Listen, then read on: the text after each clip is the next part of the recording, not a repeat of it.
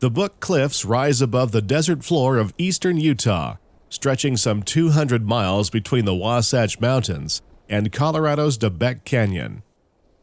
The towering rock faces set the backdrop for the former Denver and Rio Grande Western's desert main line, known today as Union Pacific's Green River Sub.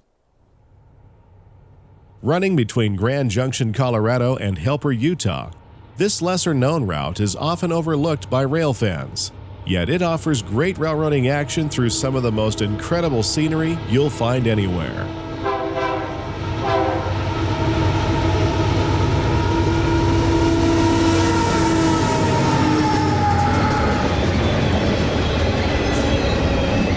Join 7 Idea Productions as we take you on an amazing journey through a land few get to see.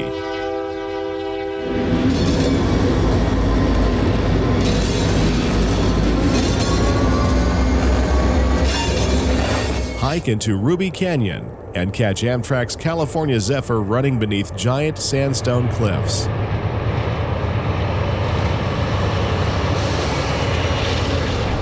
Watch heavy coal trains climbing the grade at Thompson Cut.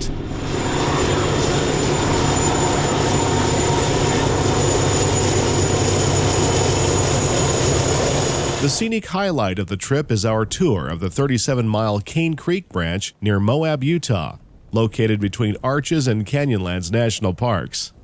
The ageless setting of the American West overshadows any train that runs through here.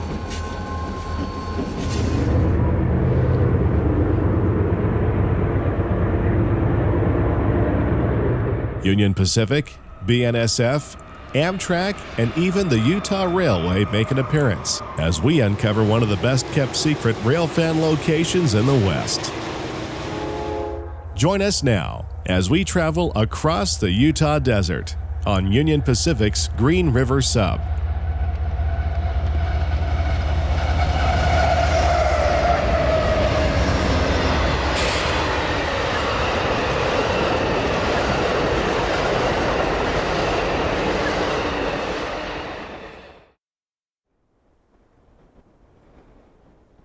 The original Denver and Rio Grande Western Railway completed its narrow-gauge line across the Utah desert in 1884, thereby connecting Denver with Salt Lake City. The line was converted to standard gauge in 1890, shaving around 23 miles off the route in the process.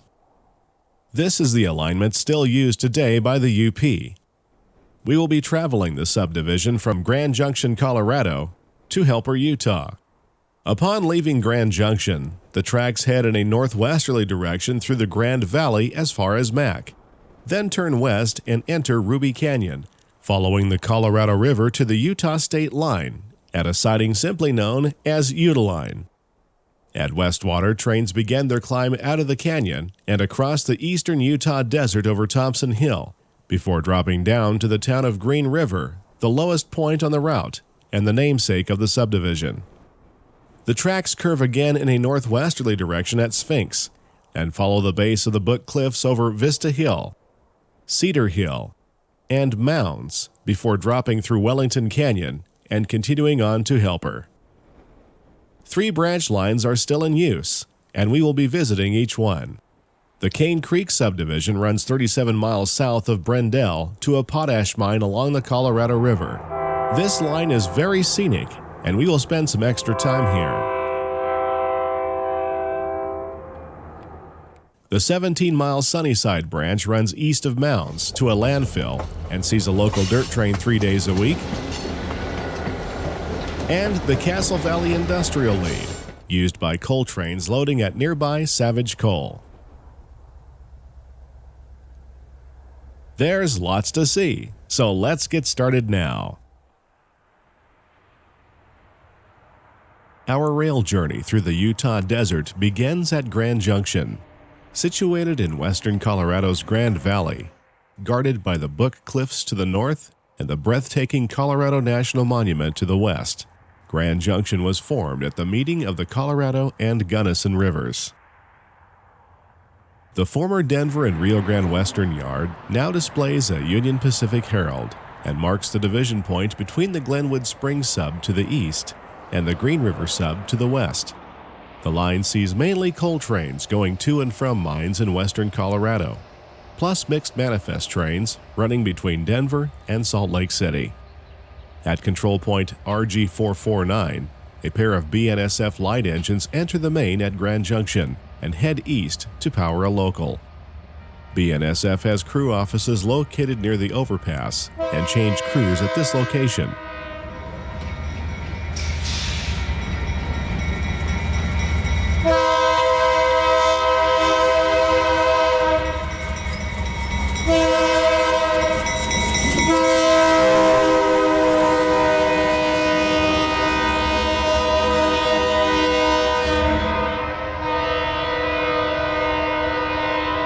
Two GE-9s will switch industry at Parachute, around 50 miles to the east on the Glenwood Springs sub.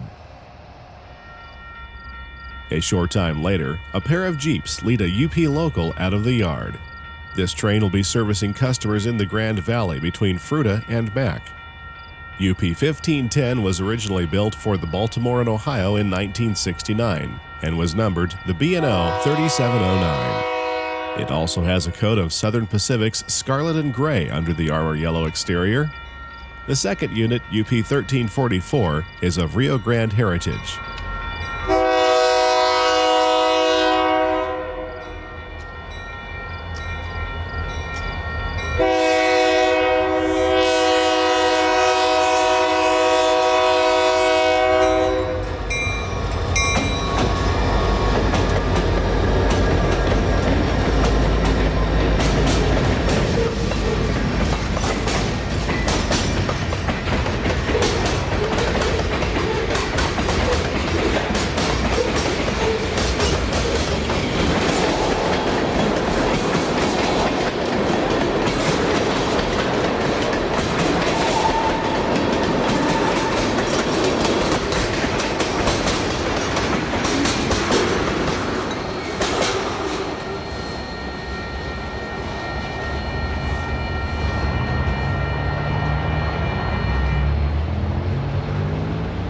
The train rounds a curve as it ducks under Highway 50 and passes the Amtrak station out of view to the right. The North Fork subdivision takes off to the left, following the scenic Gunnison River to several coal mines in the area. A 1950-era yard office for the Denver and Rio Grande Western sits vacant just east of the current Amtrak depot. The 4,800-square-foot building still proudly displays the name of its original owner in several stained glass windows above the second story. A sign still indicates the door to the yardmaster's office, a reminder of an era that is gone, but not forgotten. Across the street, we find a restored Rio Grande wooden boxcar. This narrow-gauge display is significant, since the railroad through here was originally a 3-foot gauge. Grand Junction is currently a stop for Amtrak's California Zephyr, running between Chicago and Emory, California, across the bay from San Francisco. The old Union Station was used until 1992, and like the yard office, is now vacant. The current Amtrak depot is a former restaurant nestled between several buildings, and a railroad theme continues with the Puffer Belly Station restaurant next to the depot. The eastbound Amtrak number 6 is due into Grand Junction at 10:23 a.m., and this morning the California Zephyr is running a few minutes early as it pulls into the depot siding. A group of passengers stand on the platform as eager children anxiously watch the train approach. An engineer gives the crowd a friendly wave as the train rolls to a stop.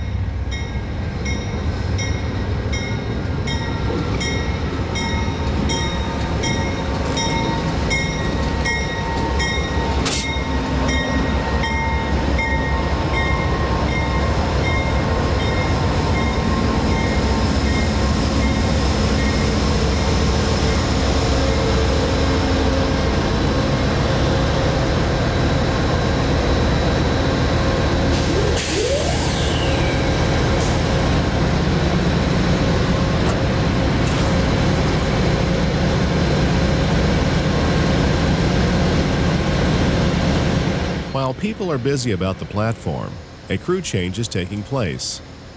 2 engineers and a new conductor will take the train east to Denver on the Zephyr's 2,438-mile journey to Chicago. With all passengers accounted for and a fresh crew on board, the number 6 departs Grand Junction at 10:21 a.m. Right on time.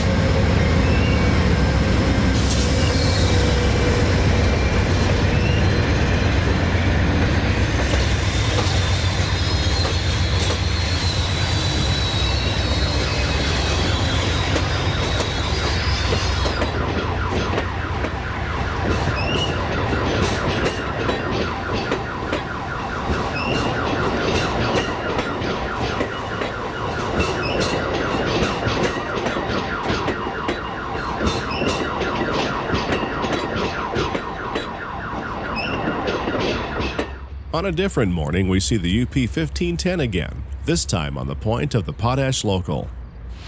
The short train is bound for the Cane Creek branch near Moab, Utah. This is an incredibly scenic line, and we will spend some extra time there later on in the program.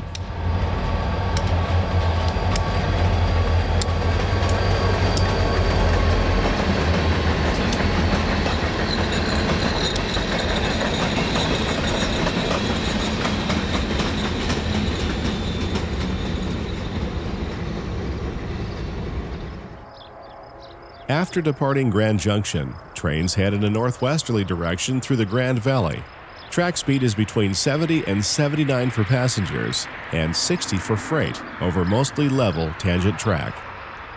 UP 7133 West takes a loaded 93-car coal train through Fruita in the late afternoon.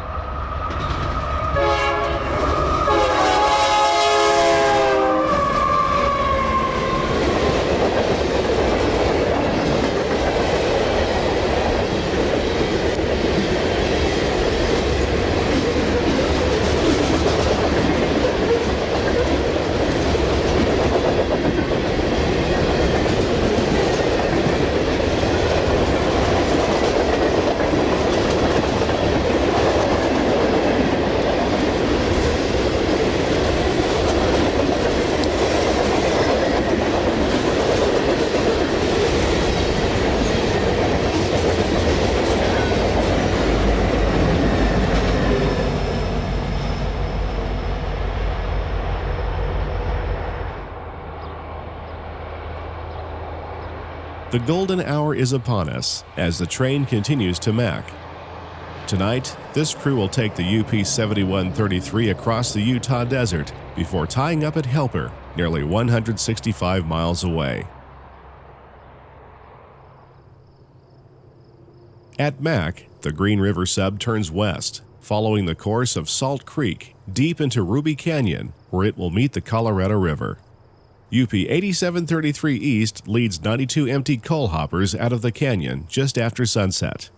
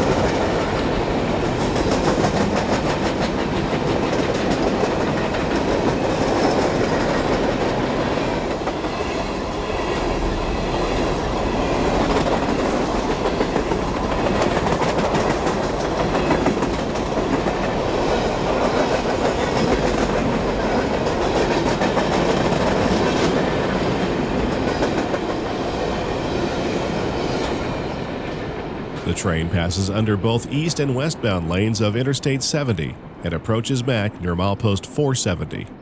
As it does, we turn west and enter Ruby Canyon.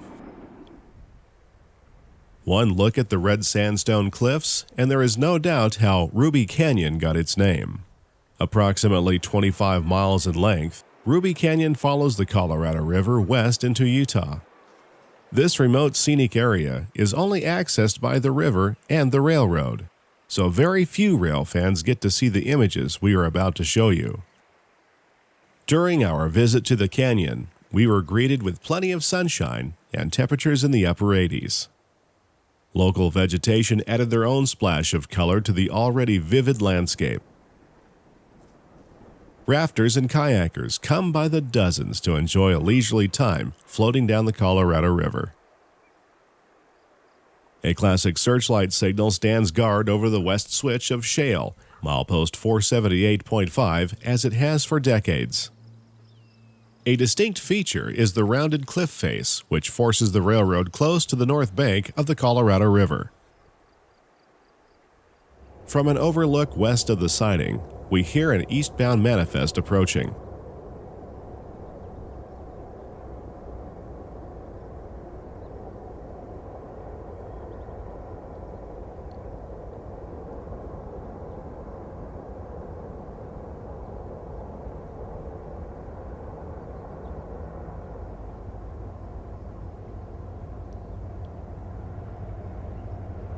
Sector milepost 479.0.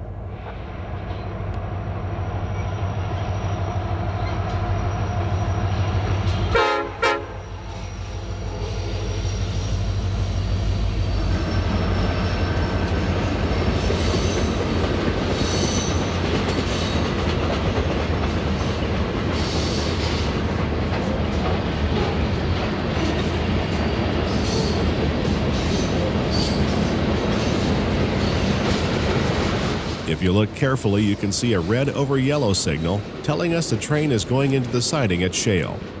It will be meeting Amtrak in just a few minutes. This is the MRONY. The Roper to Denver train is a short one today and easily fits in the 4,540-foot siding.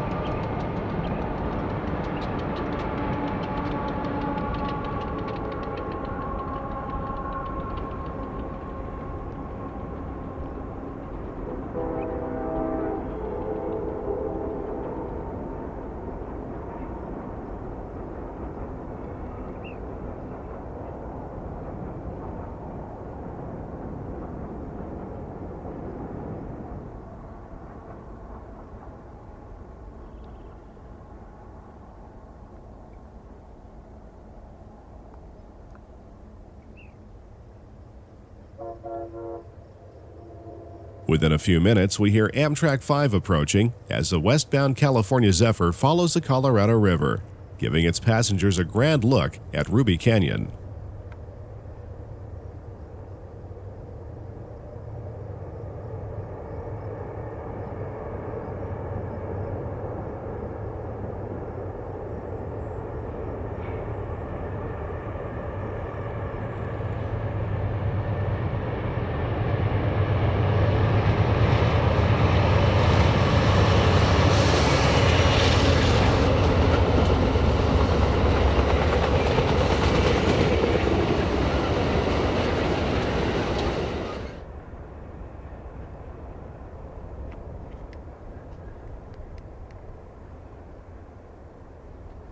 UP detector milepost 479.0. No defects. Temperature 85 degrees.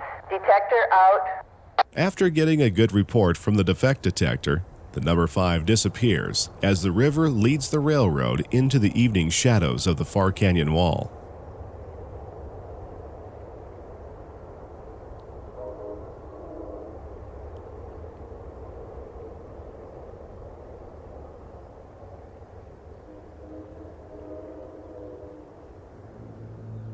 The wind-carved rock shows itself in the morning light as a westbound coal train rumbles through the canyon, taking advantage of the water level course's easy grade and 45-mile-per-hour track.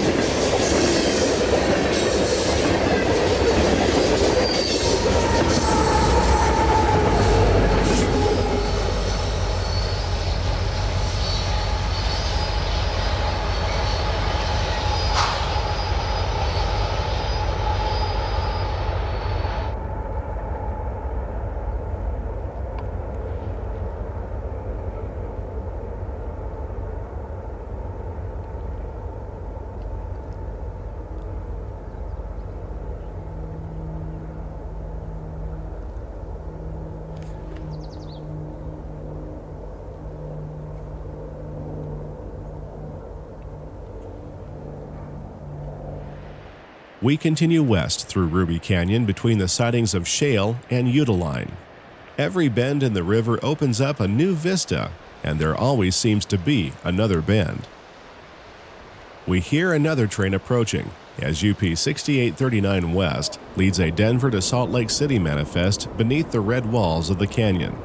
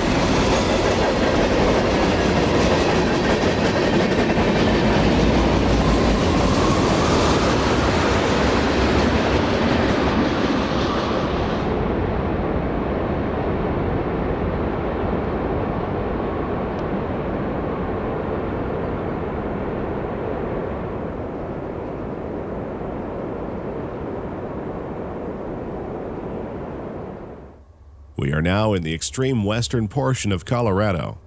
McDonald Creek carves a large gash in the red wall above the tracks as it dwarfs the eastbound Amtrak 6, passing in the cool of the morning.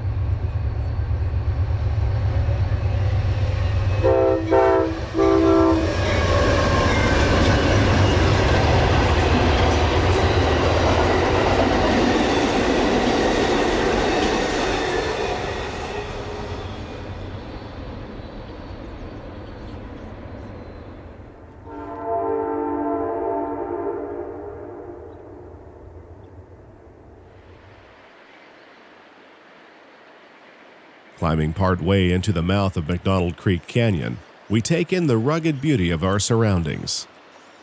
From our perch above the Colorado River, we watch UP 3813 leading a ribbon rail train west toward Utahline.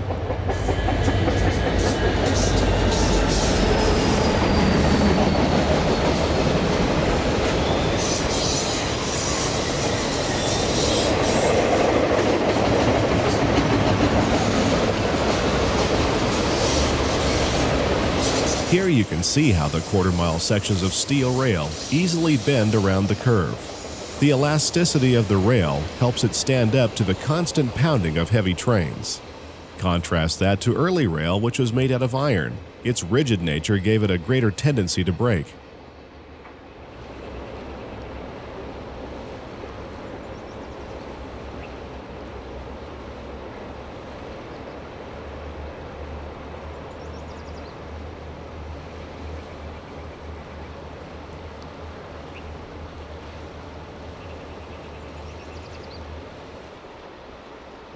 The train disappears from view as it reaches the 6,070-foot siding of Utahline. Utahline is the last siding trains encounter in the state of Colorado. As the name suggests, it is located right on the Utah state line. A concrete marker is placed at the exact spot, and overlooking the scene are the words Utah and Colorado, painted in the sandstone cliff. From here, Ruby Canyon begins to widen as the track passes through May Flat. A wall of red rock sets the backdrop for UP 5964 East as the Denver-bound manifest approaches Utahline.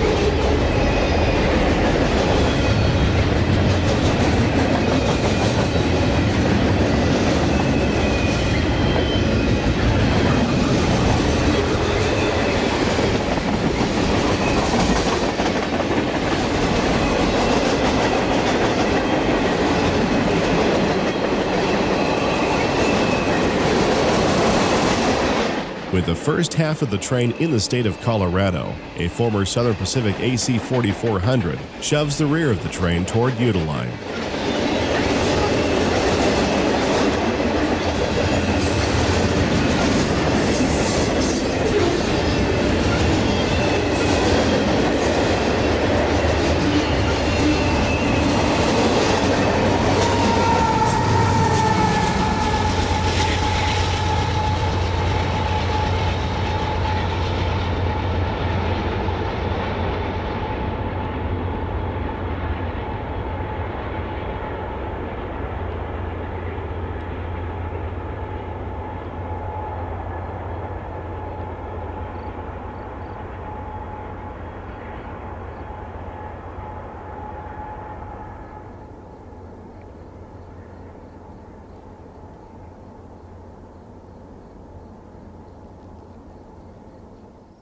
Continuing toward Westwater, we are now in the state of Utah.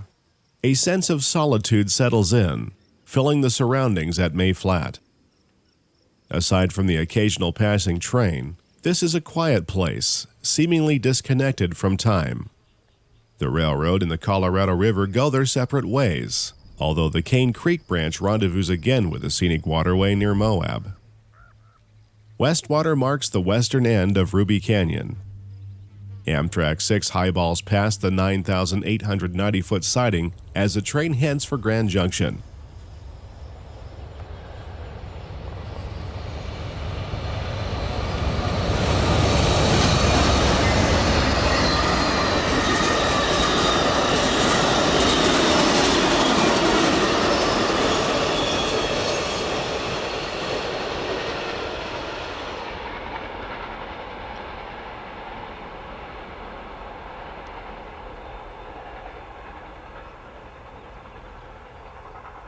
Westwater is located at the bottom of a 1% grade over Cottonwood Hill.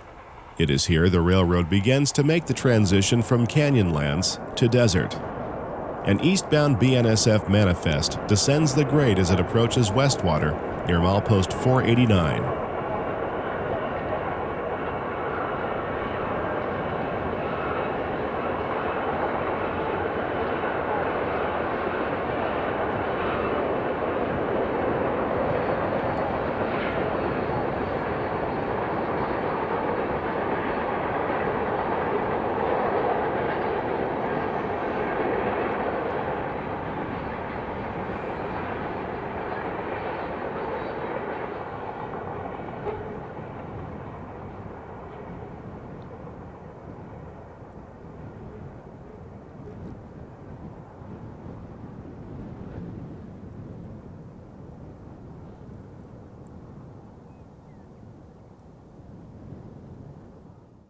The railroad continues west through the siding of Agate and Cisco before starting the grade up Thompson Hill. The La Salle Mountains appear above the horizon just to the east of Moab as we dissolve to a shot of Amtrak number 5 climbing the grade between Agate and Cisco. The westbound California Zephyr is over 2 hours late thanks to electrical problems with the lead engine, the AMTK 202. Union Pacific has loaned a GE ES45AC CTE number 7652 to help the ailing number 5 on its westbound journey.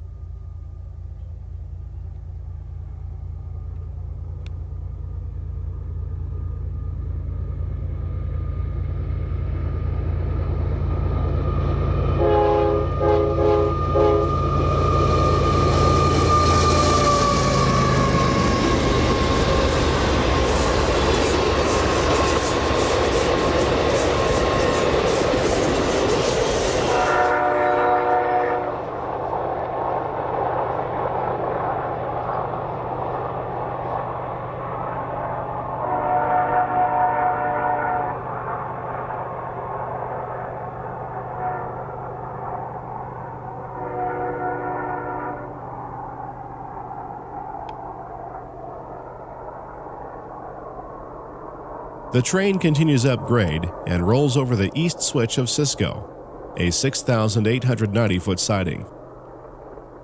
On a different day, we catch the Potash Local returning east through Cisco with 10 loads as it returns from the Cane Creek branch. Traffic on Interstate 70 can be seen above the train on the horizon.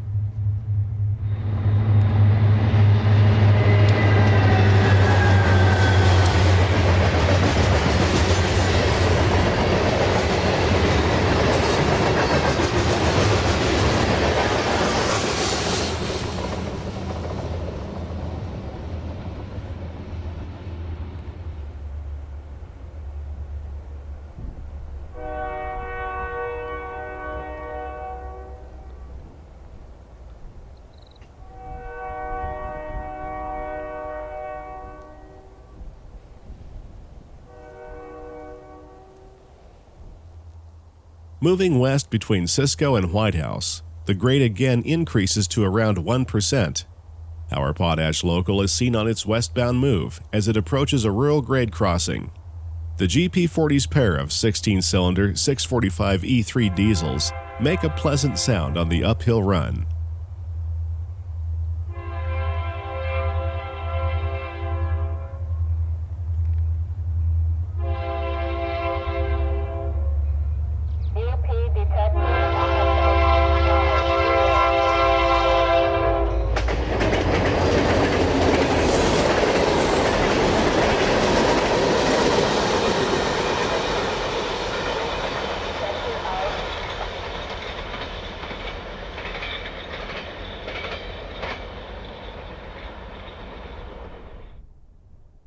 It's springtime in the desert of eastern Utah.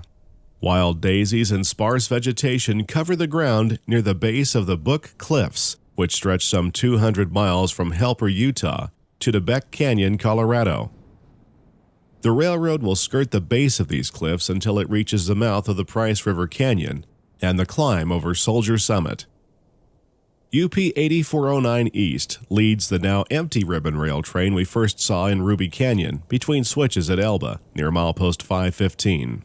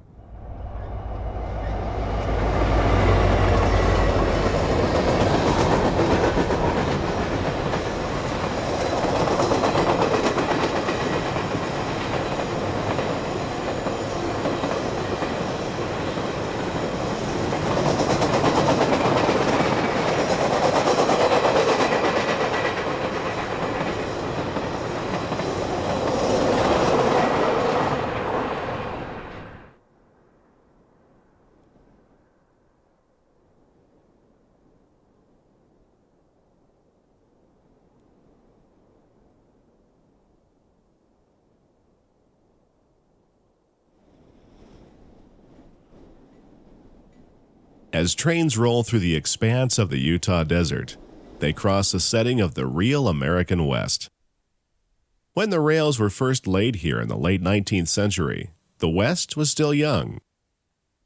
Today, the forgotten cliffs and canyons have been frozen in time and appear the same as they did when notorious outlaw Robert Lee Parker, better known as Butch Cassidy, rode through these parts with his gang, the Wild Bunch.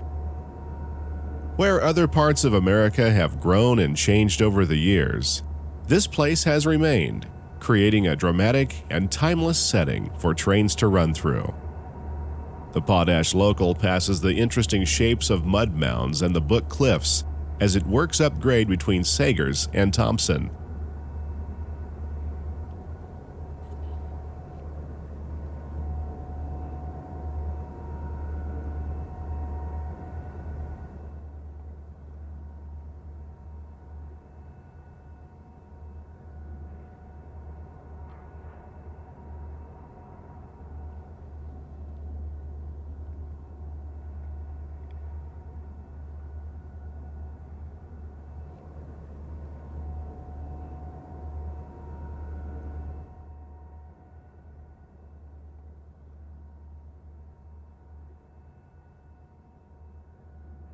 The 40-mile grade up Thompson Hill begins at Westwater and continues to the summit near the siding of Thompson.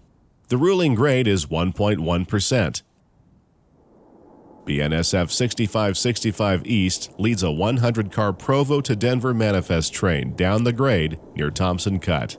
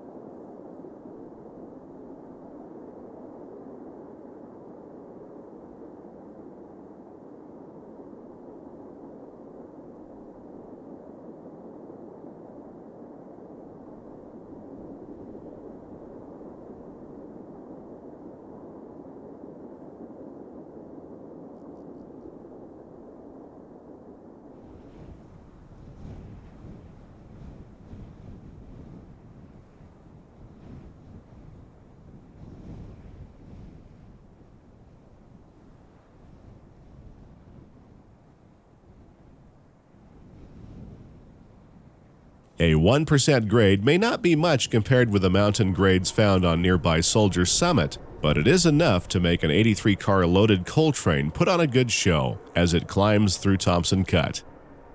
UP 5689 West leads the charge up the hill. The sound of the train is muffled by the strong breeze blowing across the desert.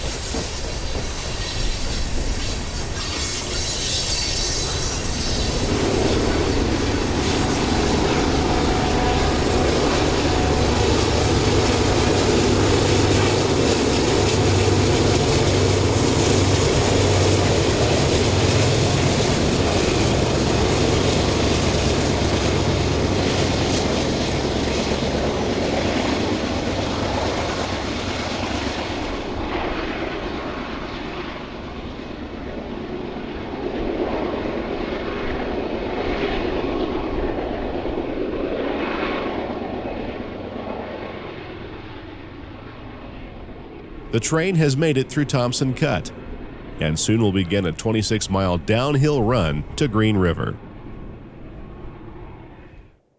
After exiting Thompson Cut, trains must negotiate an 8-degree curve before reaching the summit. Amtrak 5, the westbound California Zephyr, slows to 45 miles per hour as it approaches the summit in the late afternoon.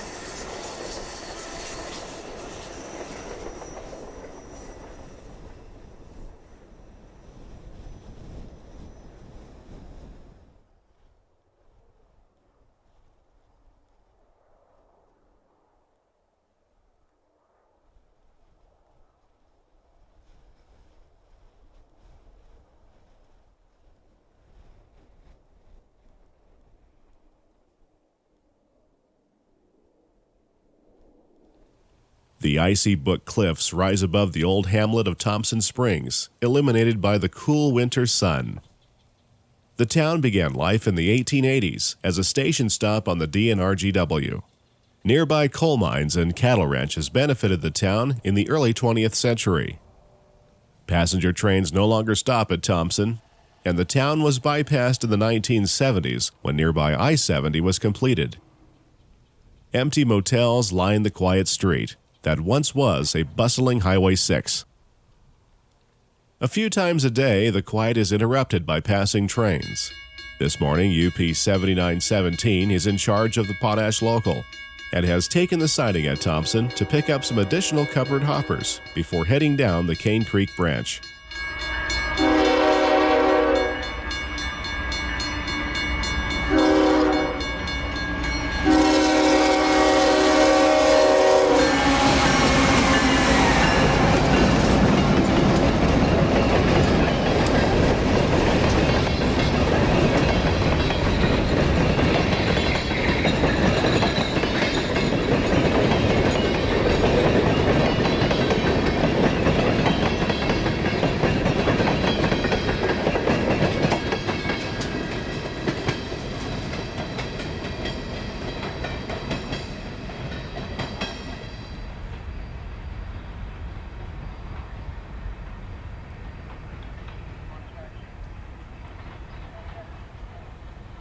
The Cane Creek Branch is a must-stop for visiting rail fans.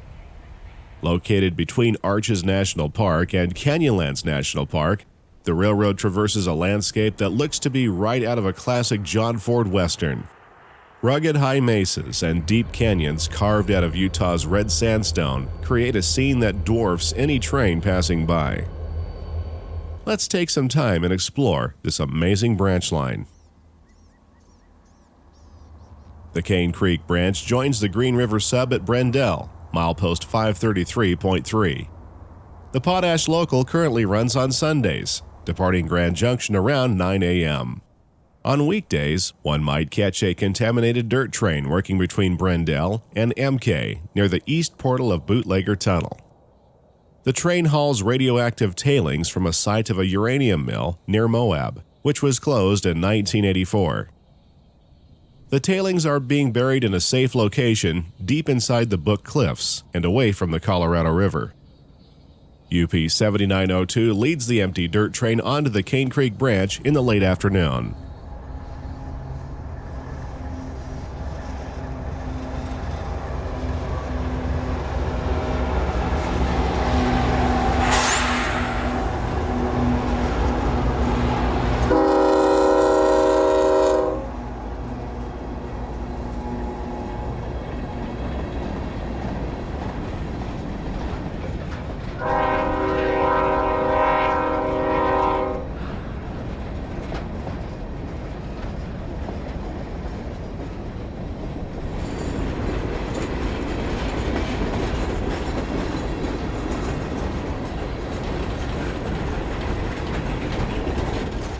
The dirt trains began running in 2009 with a goal of removing 11 million tons by the year 2028. The extra traffic has benefited the single customer branch line, which now sees traffic almost daily.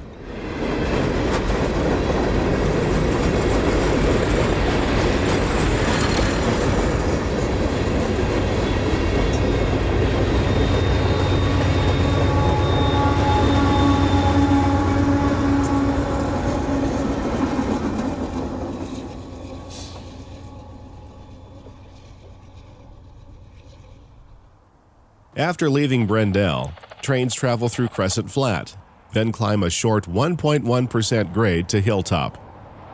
The Potash Local ascends the hill as the tracks parallel Highway 191.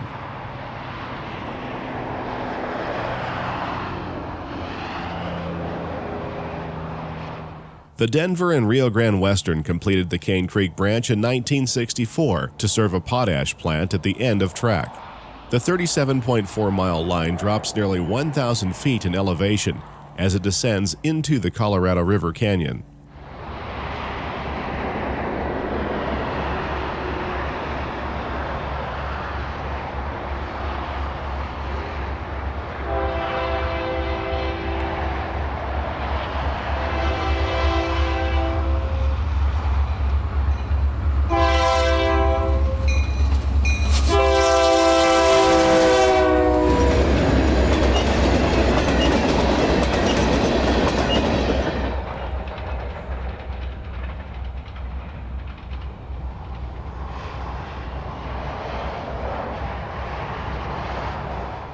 We catch up with the dirt train again as it crests Hilltop in the last rays of sunlight. Behind the train is part of the western edge of Arches National Park.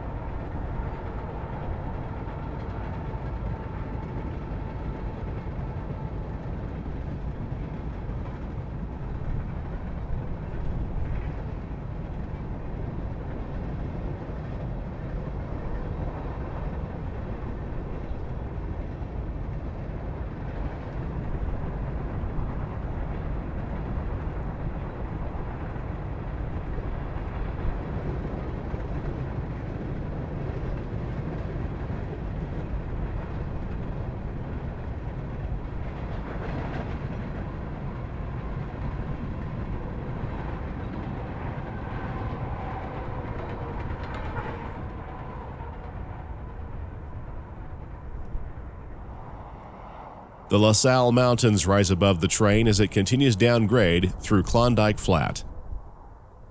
Continuing railroad west, the scenery begins to change as the local approaches a short grade up to 7 Mile.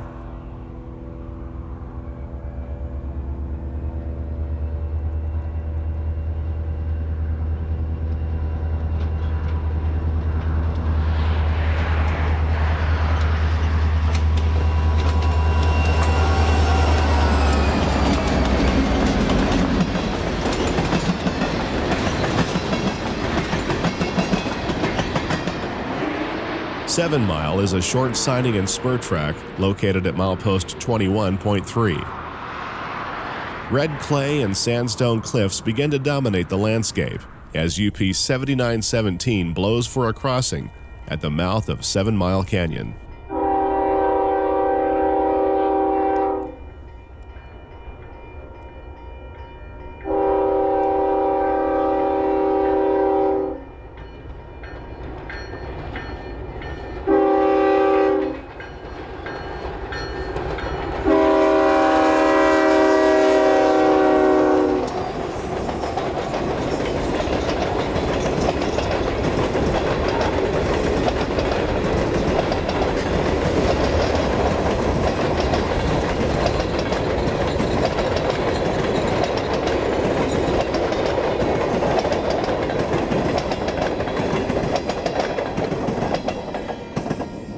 After passing 7 Mile, the tracks enter a deep cut and trains slow to 15 miles per hour looking out for rocks.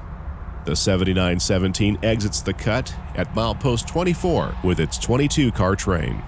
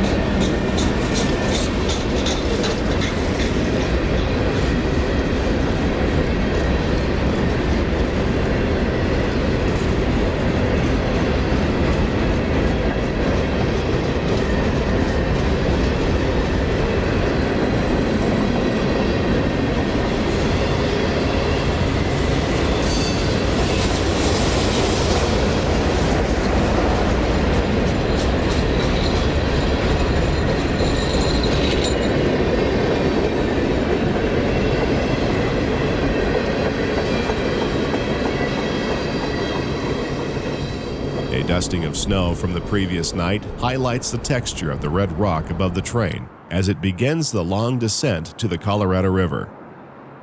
The local is now approaching MK and soon will disappear into the east bore of Bootlegger Tunnel.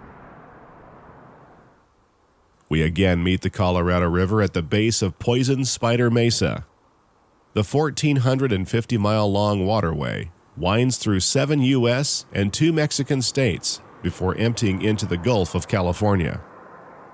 Following the river downstream, we come to the mouth of Bootlegger Canyon. When the Rio Grande built through here in the late 1960s, they tapped into some of the most striking country on the entire system. The huge sandstone walls are carefully sculpted with the tools of wind, water, and time. We are at milepost 31 near the mouth of Bootlegger Canyon. UP 7917 appears through another large cut as it continues downgrade to potash.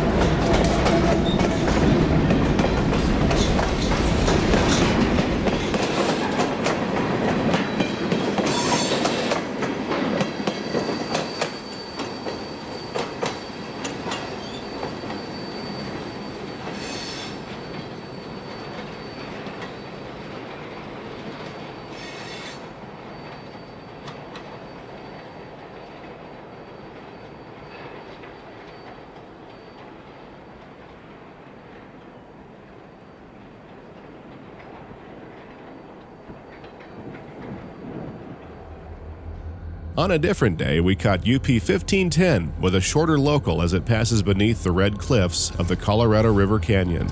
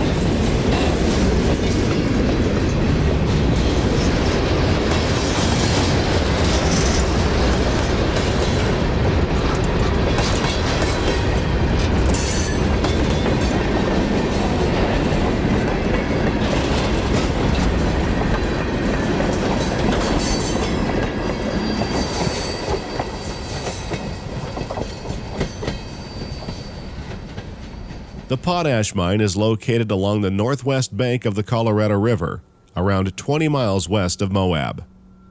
It was built by the Texas Gulf Sulphur Company in 1963, and today is owned by Intrepid Potash in Denver, Colorado. The mine's natural surroundings are nothing less than breathtaking. But that shouldn't be too surprising, given the proximity to both Arches and Canyonlands national parks. Still, it's hard to believe that this is a setting for a rail yard where crews come weekly to do their routine task of switching cars. Transitioning from winter to spring, the color of the landscape seems to change dramatically, appearing even more vivid than before, as UP 1510 arrives at Potash with today's local. The train shimmers in the midday sun as the canyon's temperature climbs into the 90s.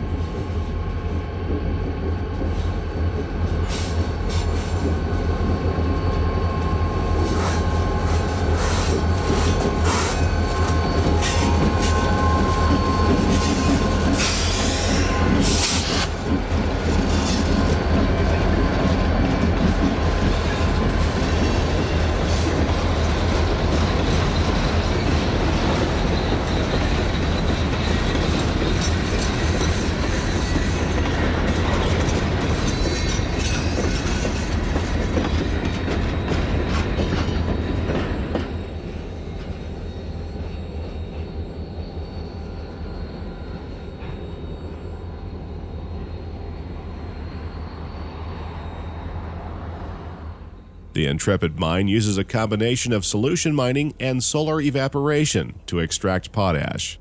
River water is pumped into the mine, dissolving the potash into a solution called a brine, which is sent to evaporation ponds where the sun does the rest. The sun shines in this location nearly every day, making this an ideal operation. Once a week, the UP brings empty cars to be set out and picks up loads to take back to Grand Junction. Several cars are spotted around the facility to be used as needed.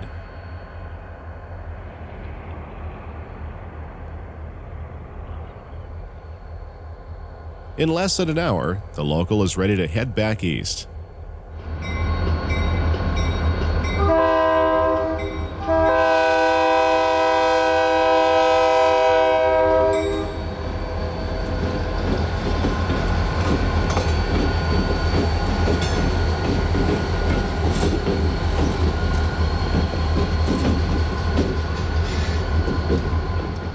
Light power slowly makes its way to the east end of the yard to pick up the loads.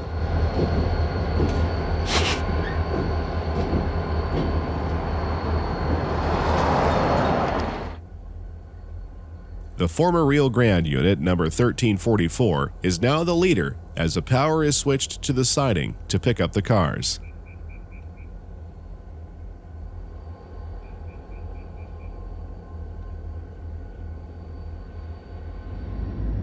In no time, the potash local begins its return trip to Grand Junction, and we give chase, following it through the canyon.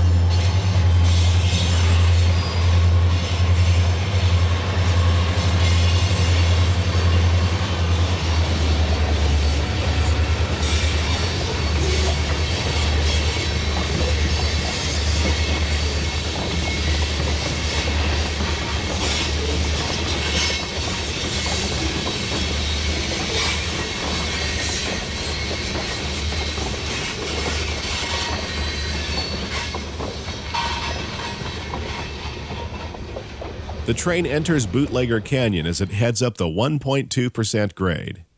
The canyon got its name from Bootlegger Creek, which flows down from Poison Spider Mesa.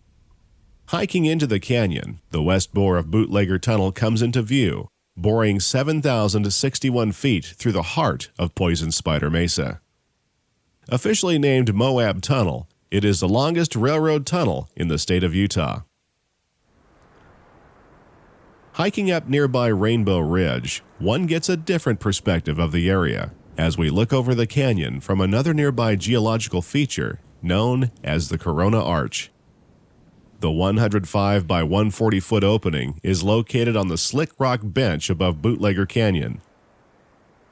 During our winter visit to the Cane Creek Branch, we took the 1.5-mile hike to the arch while the UP 7917 crew was busy performing their switching duties at Potash. This gave us the opportunity to shoot the train through the Corona Arch as it returned through Bootlegger Canyon.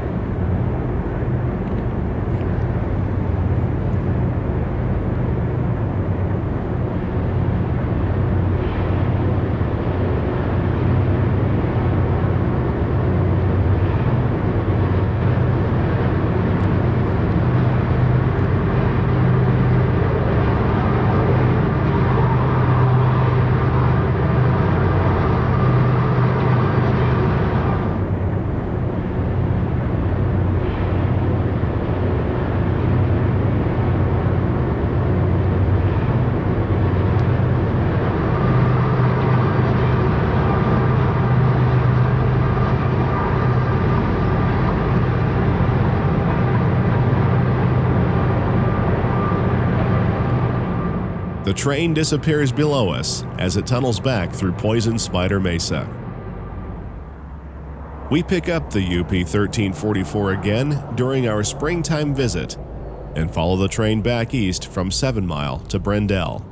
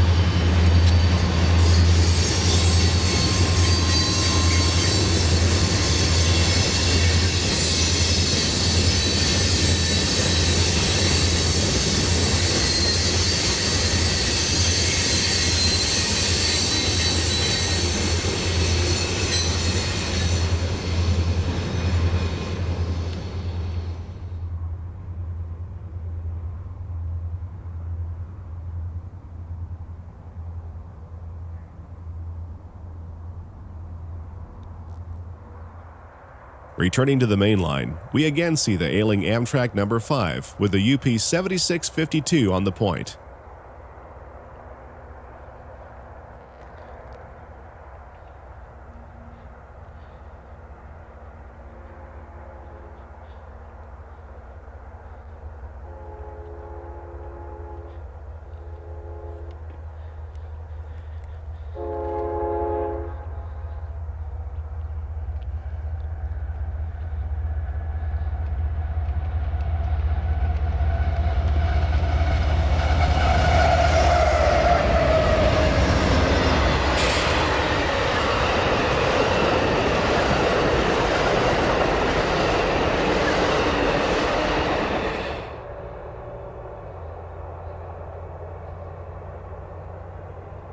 The west switch of Brendel is framed in a cluster of old and new signals as the Zephyr chases the evening sun to Green River.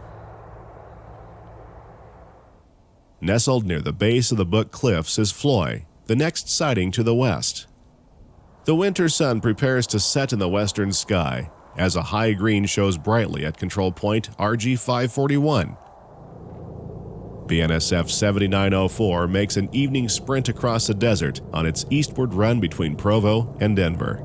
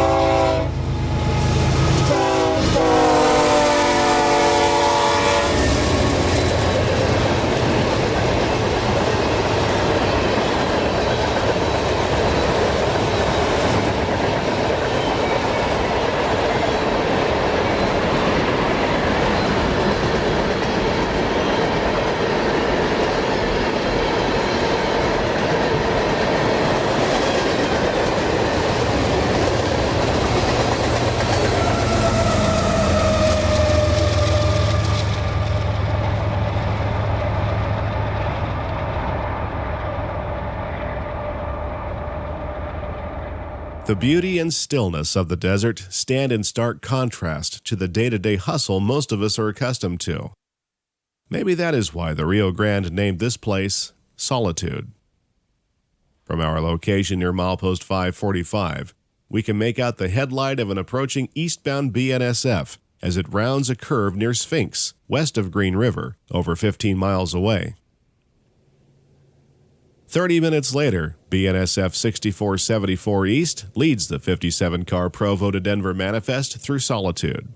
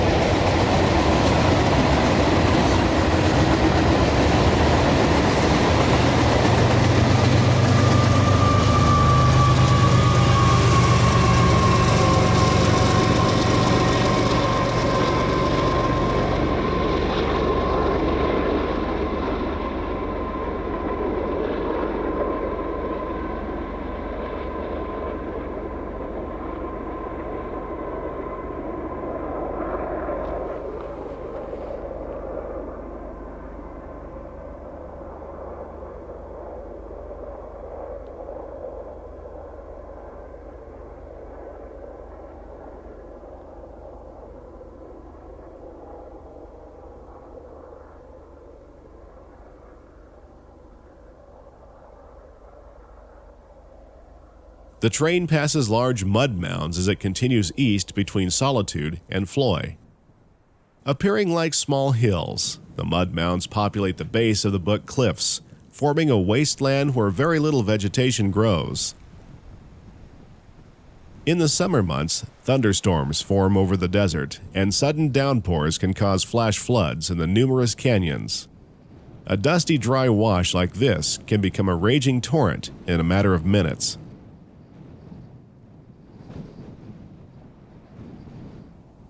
Not long after sunrise, Amtrak number 6 is seen approaching Solitude on the 1% grade after making a quick stop at Green River.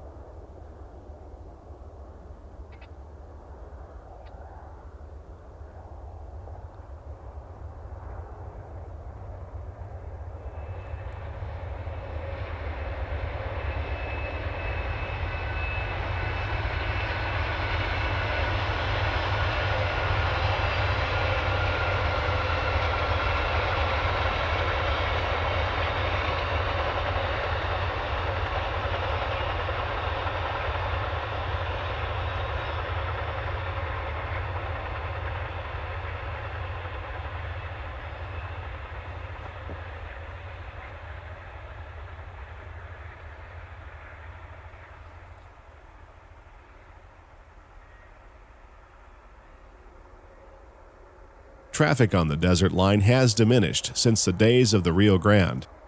On a busy day, one might see a half-dozen trains including Amtrak. Other times, the Zephyr may be the only train you see.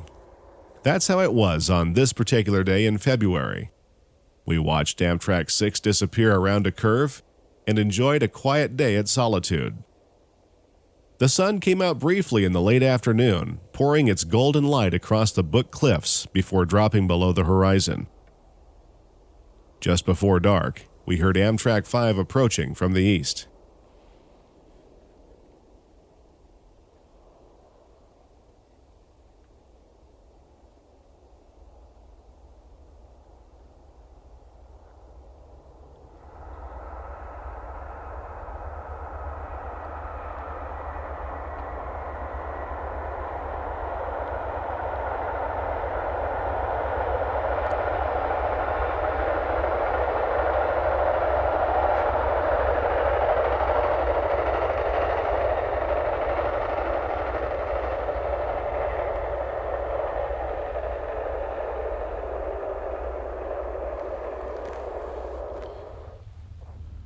A late Amtrak 5 splits the signal at milepost 550 after dark.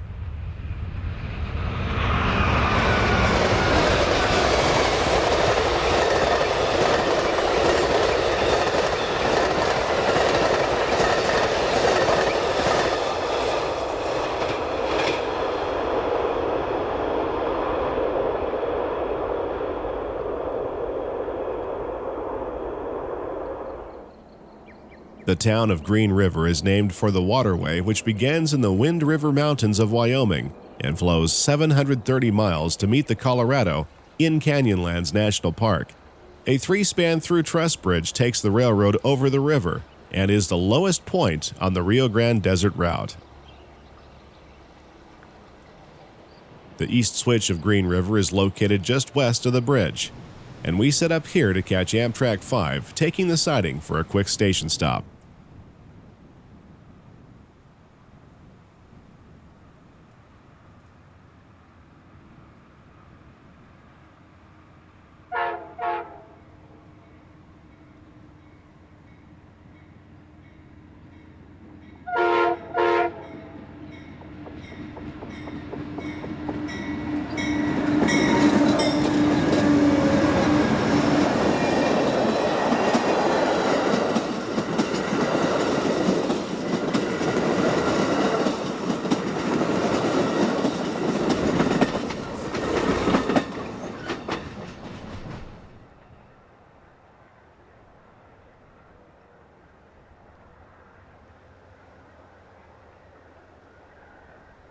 On a different day, BNSF 5935 leads an empty coal train west through Green River.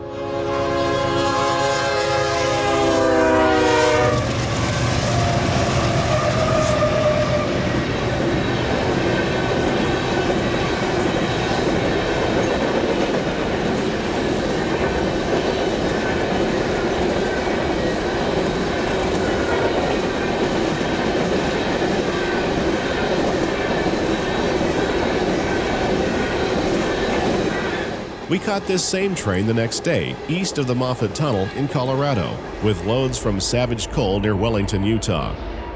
The train appears in our program, The Moffat Road Part 1, as it worked its way down from the Continental Divide to Denver. It was neat getting to see the same train on different days and in different states.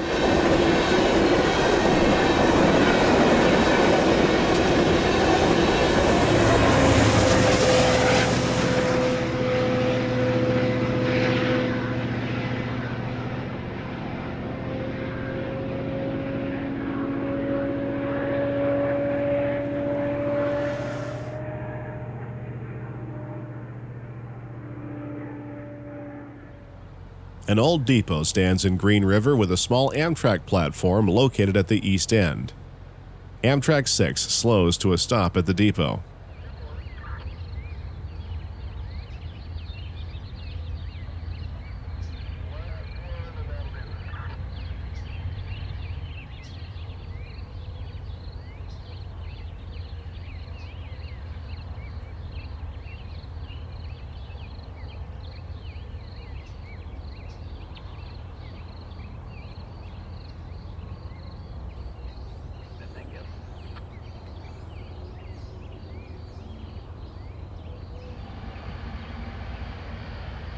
After a 15-minute stop, the eastbound California Zephyr departs Green River on its way to Grand Junction.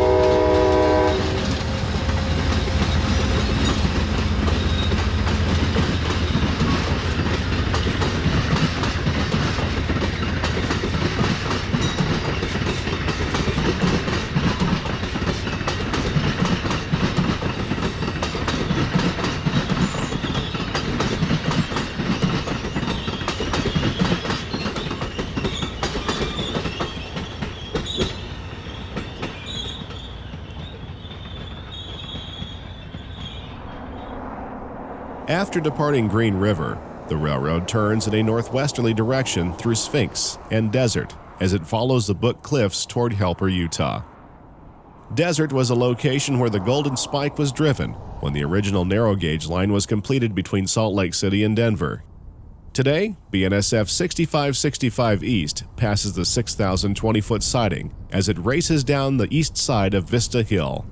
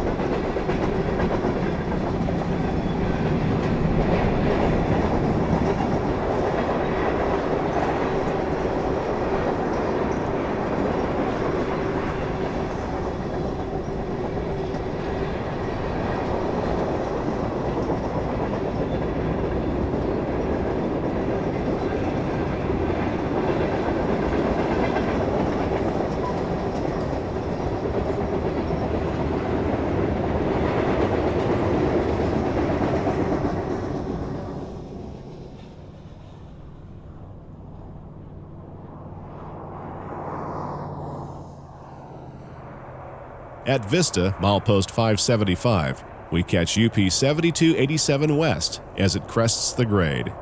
A string of empty coal hoppers are being stored here in the siding.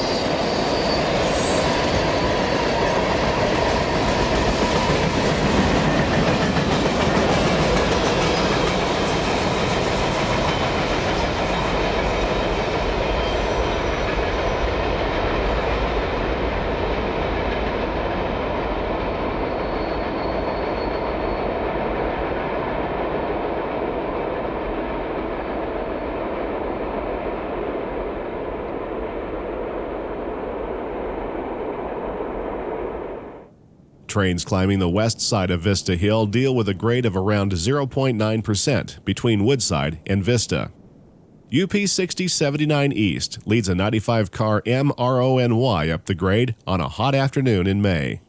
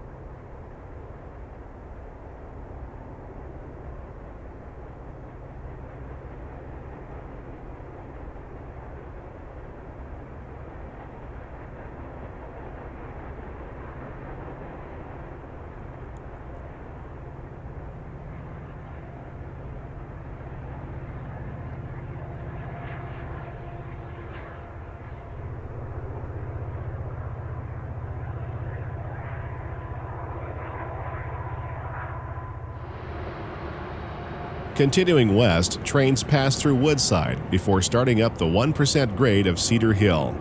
Just east of the siding, we again see Amtrak 6 as it prepares to climb Vista Hill. The lead unit is AMTK 202, which had the electrical problems 2 days before and was pulled behind the UP freight engine.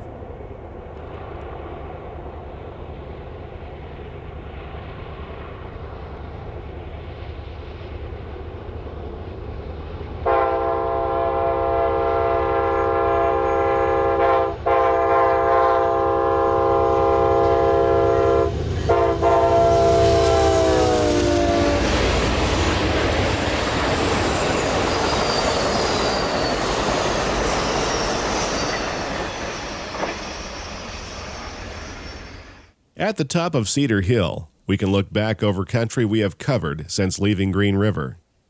Our grand view of the Book Cliffs is taken near the east switch of the siding at Cedar.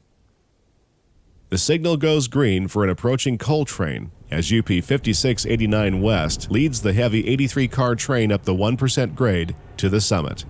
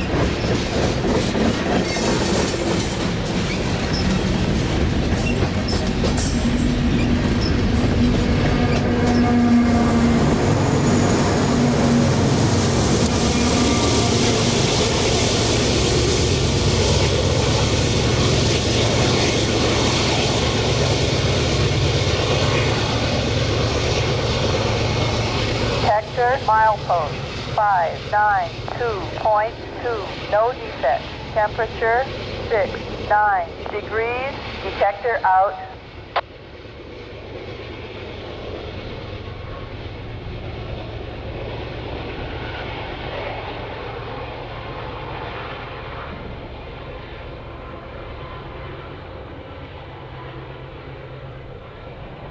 Trains crest the summit of Cedar Hill in the middle of a 5,940-foot passing track, then head down a gentle grade for the next 2 miles.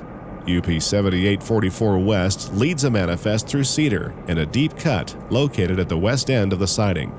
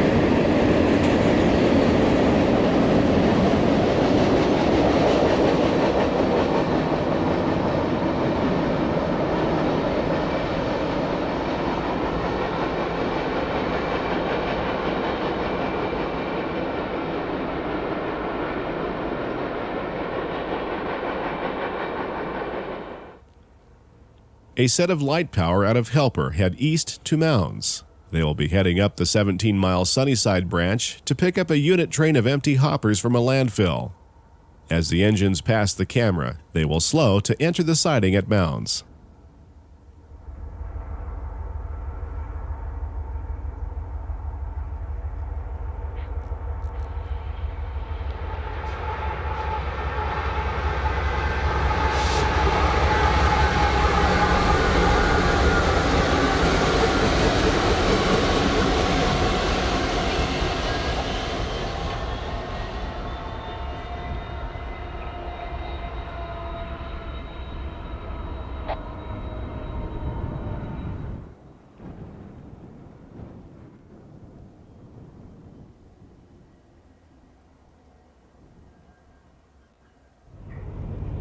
A few minutes later, we hear BNSF 4419 East approaching on its way to Denver.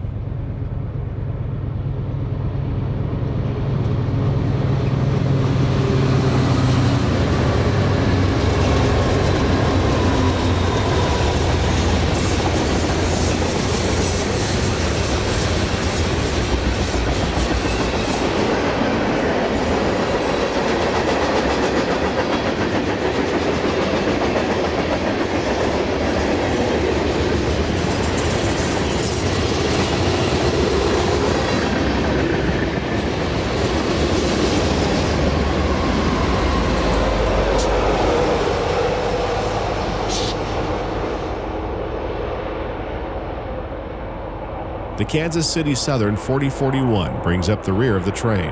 The SD70 Ace is wearing the KCS Southern Bell paint scheme and is a real treat to see out in Utah. As the train starts down the 1% grade at the east end of Mounds, we can see tracks belonging to the Sunnyside Branch starting off to the left. The 17-mile-long spur was built in 1899 by the Carbon County Railway to reach several mines at the base of the Book Cliffs at Sunnyside. The railroad became part of the DNRG in 1908. Today the mines are closed, but the rails are still used to access a landfill. The track passes several mounds as it leaves the main line to follow Grassy Trail Creek to the base of the cliffs. A local runs 3 days a week up the branch line, led by 3 refurbished EMD SD40-2s. UP 1656 leads a short dirt train up to the landfill.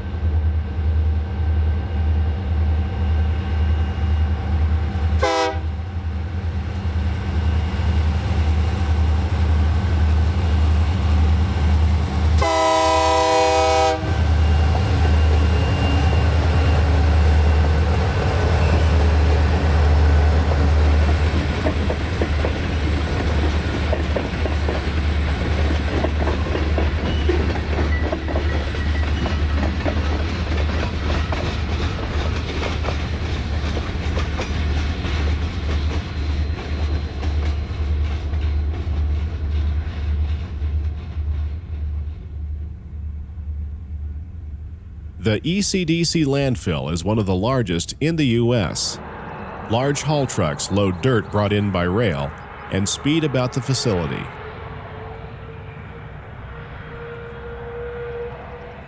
We spot a classic SD9 Cadillac moving about the yard and enjoy the sound of the vintage 16-cylinder 567C prime mover.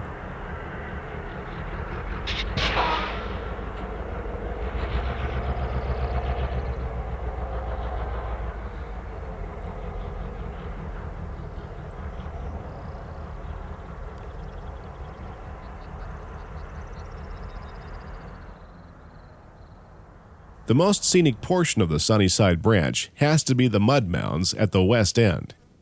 After switching their cars at the landfill, we spot the dirt train returning to Mounds later on in the morning.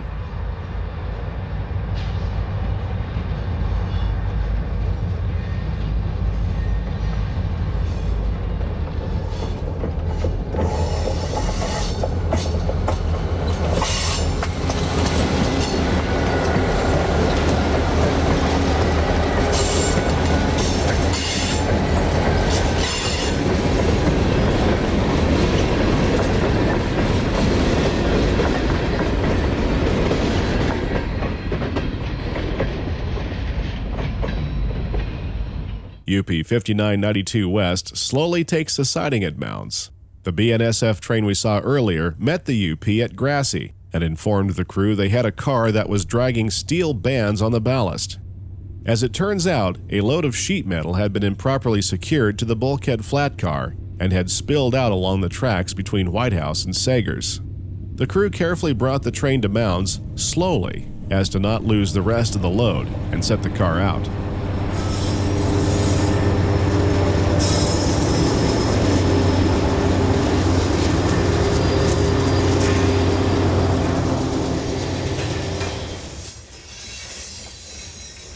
The bad order car approaches, and we can see the half-inch steel bands dragging in the ballast.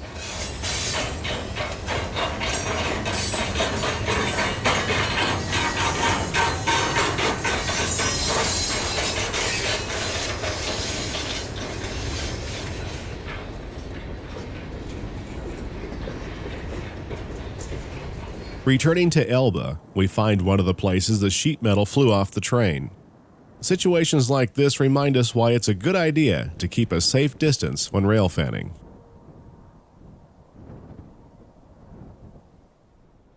Back at Mounds, the UP 5992 waits in the siding for the dirt train to leave Sunnyside before setting out the car.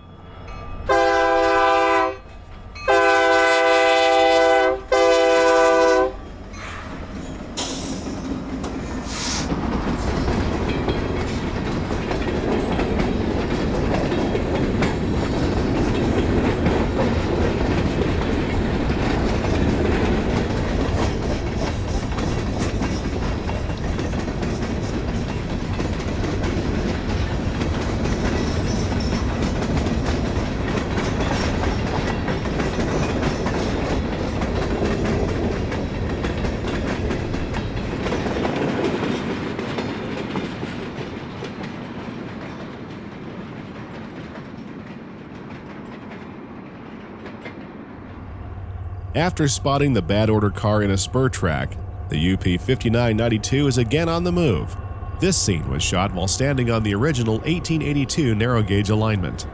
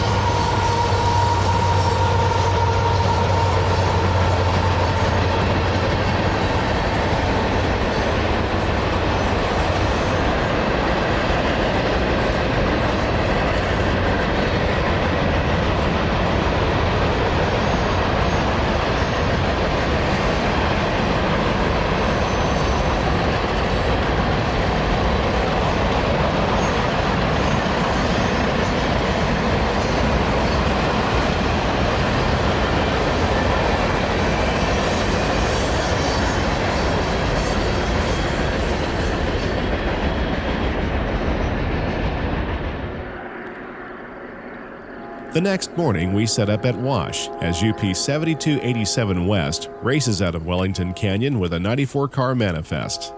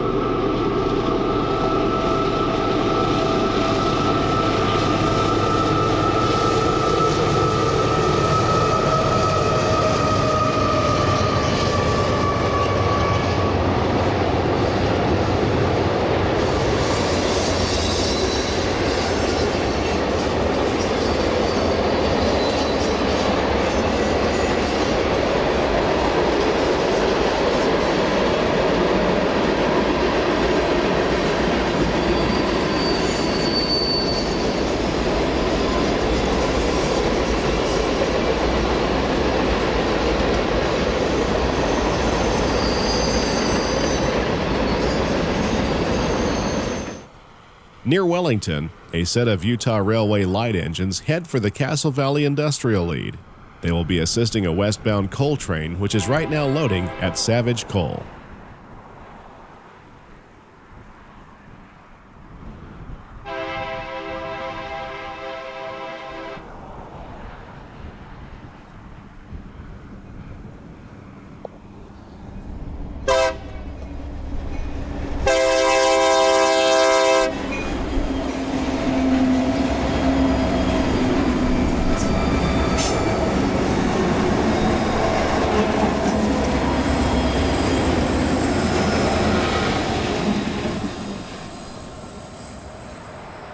Three Morrison-Knudsen MK50-3s, two EMD SD50s, and a single SD40-2 make up this unique consist. The distant red over lunar signal indicates the dispatcher is ready for them to enter the spur. A loop track takes trains around the 160-acre Savage Coal Terminal, located 4 miles south of Price, Utah. Approximately 5 million tons of coal are loaded onto trains each year. A Utah Railway train is seen approaching the tipple, passing large mounds of coal from the Bear Canyon No. 1 mine. The storage capacity at Savage Coal is 150,000 tons. Trains can be loaded here at a rate of 5,000 tons per hour.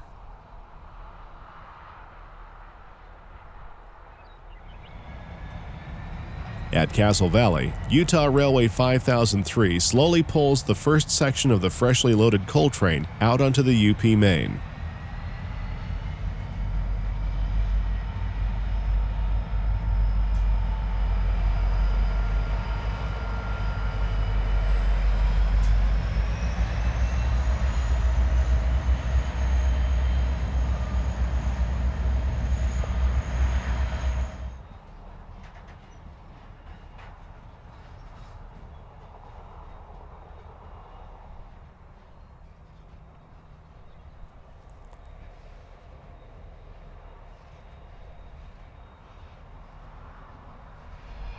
With the first section clear, the helpers move off the Y to couple to the rear section of the train.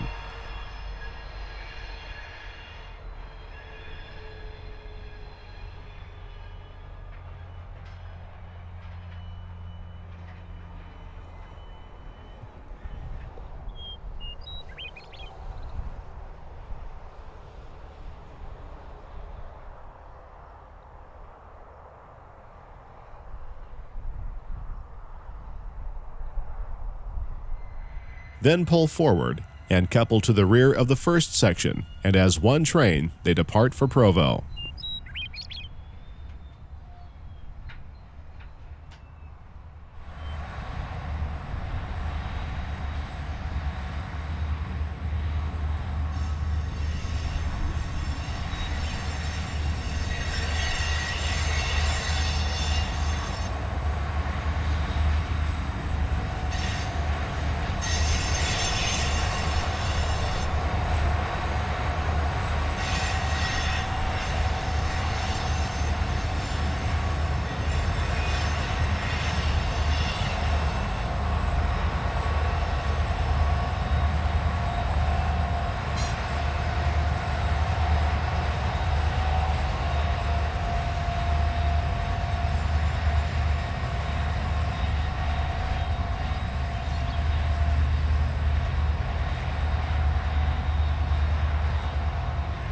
Moving ahead to Maxwell, we catch the Utah Railway again as the heavy coal train races toward Helper.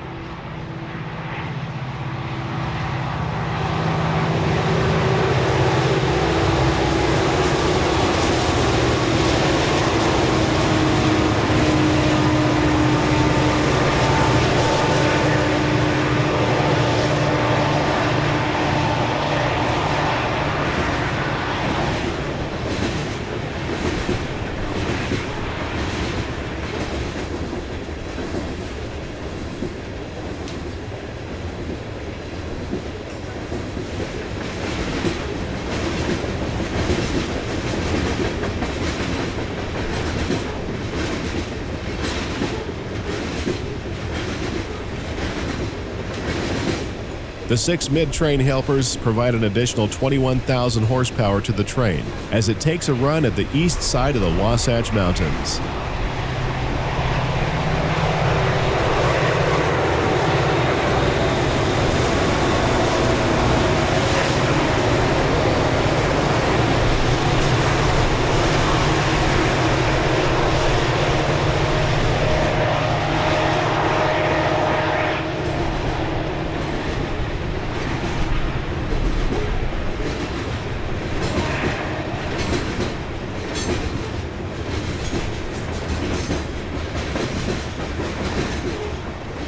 The engines thunder past the camera as the scent of diesel exhaust fills the air. Within a few miles, they will soon be down on their knees, lugging the heavy train up the stiff 2.4% grade of Soldier Summit. But that's a subject for another program.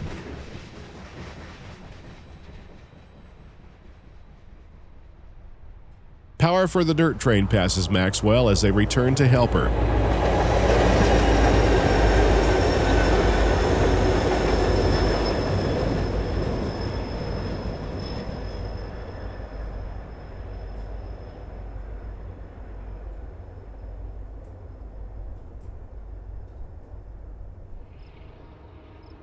"176.4 miles after leaving Grand Junction, UP 7287 West arrives at Helper Yard. Helper is a division point between the Green River Sub and the Provo Sub, which leads through the Wasatch Mountains via Soldier Summit. As the name strongly suggests, Helper is a railroad town, dating back to the narrow gauge era. UP still uses manned helpers based here to assist heavy trains west over Soldier Summit. The California Zephyr also makes a stop here on its daily run. After a crew change and picking up 3 additional units, the UP 7287 is finally on the last leg of its journey to Roper Yard in Salt Lake City, leaving Utah's desert and the Green River Sub behind. We hope you've enjoyed your tour of this seldom visited area, and like us, have grown to appreciate the trains and incredible scenery found across the Utah desert on Union Pacific's Green River Sub. Thanks for watching.